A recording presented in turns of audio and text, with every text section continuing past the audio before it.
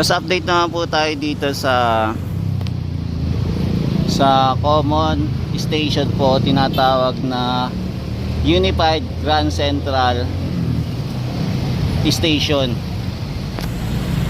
Yan, so ito po yung Unified Grand Central Station o tinatawag din po na North Triangle Common Station. So mag-update din po tayo dito kung kamusta na, kung ano na yung progress dito, kung itutuloy pa ba nila tong project na to o hindi na. So update din natin.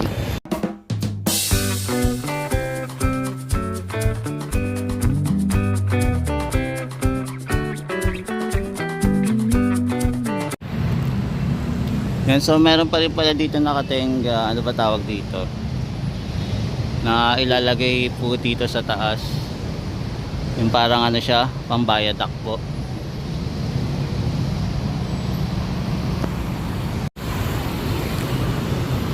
Yan, so mapapansin natin di pa rin po tapos yung ginagawa dito sa common station, no? Kung mapapansin po natin, yung iba kinakalawang na. Yan, kailan kaya ito matatapos, no? Itong para sa LRT1 connected to common station. Yan, so ilang taon na to nakatenga. So nag-update pa po ako nito noong 2022 pa. So hanggang ngayon 2025 na, hindi pa rin po tapos itong project na to. So mahaba-haba na din panahon na natitenga itong common station. Yan, hindi natin alam kung anong dahilan kung bakit hindi pa rin po natutuloy itong project na to.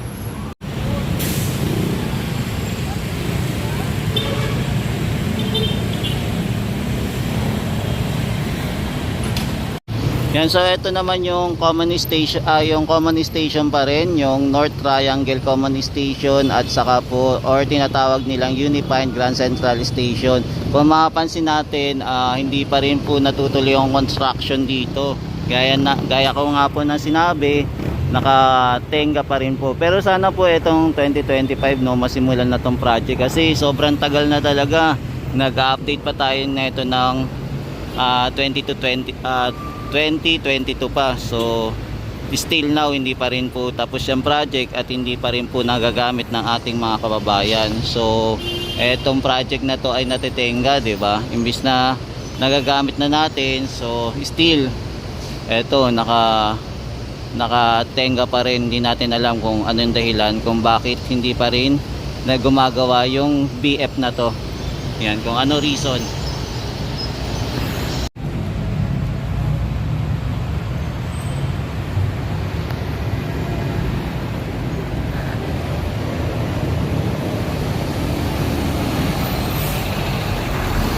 Kasi ito makikita din natin na itong mga gamit dito sa baba para sa common station o Unified Grand Central Station. So ito po.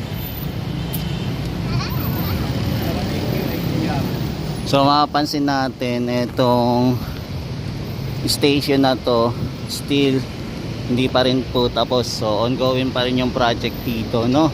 So abangan na lang natin kung kailan nila to matatapos itong station na to. Kung ano nang nangyari dito, bakit bigla natenga. Yan, sana kung ito natapos agad, nagamit sana ng ating mga kababayan kahit itong LRT1 at saka yung MRT3. So sana hindi na tayo pupunta sa Muñoz para sumakay ng tren. Kumbaga dito na simula tayong sasakay, kaya lang hindi pa rin kasi natapos itong project na to. Nakatenga pa rin. Yan, so ito po yung itsura ng Unified Grand Central Station or tinatawag nila North Triangle Common Station po. Yan, so ito po yung itsura niya, no? Ayan.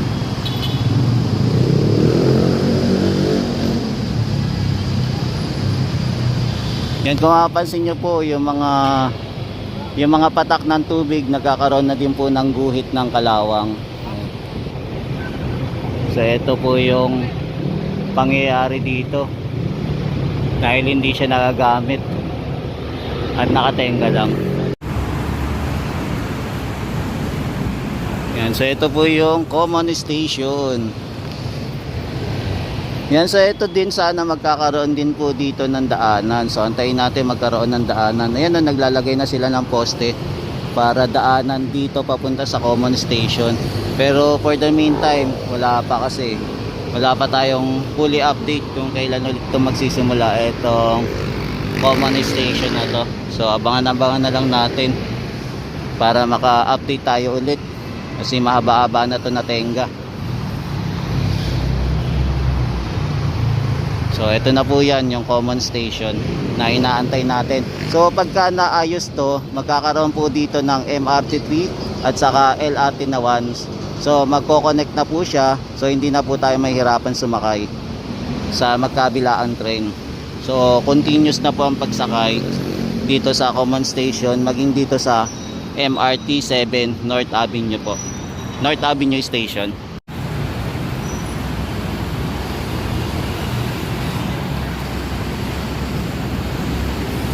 Yan, marami pong project na nasimulan, lalo na yung time ni Pangulong Duterte na ngayon ay tinutuloy pa rin ng ating government. Ngayong government sa pamumuno ni PBBM. Ayan. So ito yung project na alam ko year 2020 pa to eh. Ang tagal na, no. So 5 years na. So hanggang ngayon di pa rin natatapos.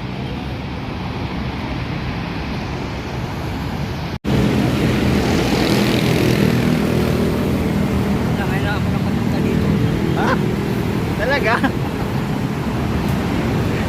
naman ako napupunta dito sa ano eh. Talaga ikaw, hindi ka pupunta dito. Kung pupunta ka sa SM North, hindi ka papunta dito.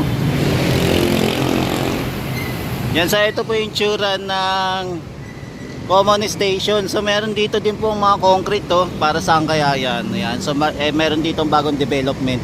Kaya lang hindi natin alam kung para saan eh.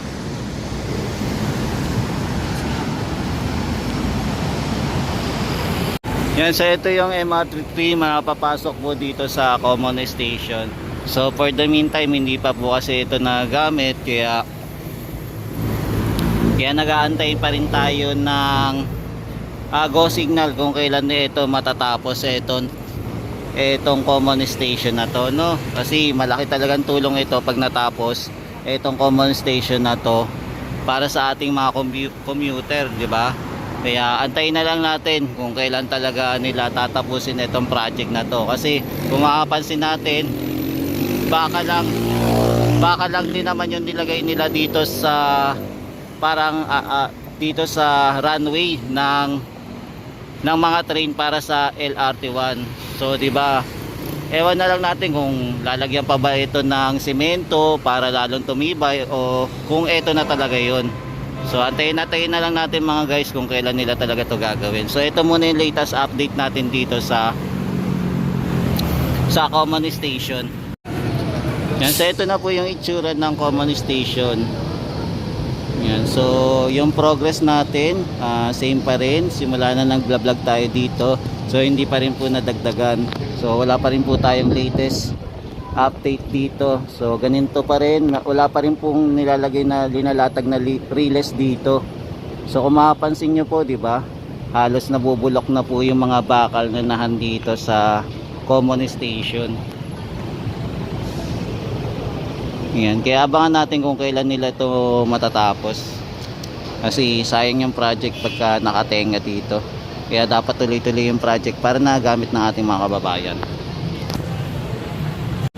So guys, ito muna yung latest update natin dito sa North Triangle Common Station o tinatawag po na Unified Grand Central Station. So bakilikan na lang po natin ito kung kailan po ulit magsisimula yung project nila, no?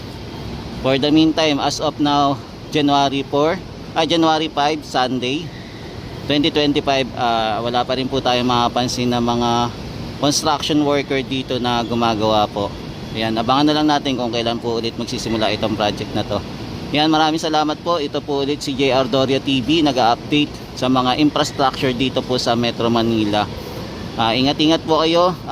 God bless po sa mga kababayan natin, Luzon, Visayas at Mindanao, maging sa ibang bansa po. Lagi po kayo mag-iingat at pagpalain po tayo ng may kapal. God bless po sa inyo. Happy New Year po ulit. Mahalin po natin ang Pilipinas. Thank you po.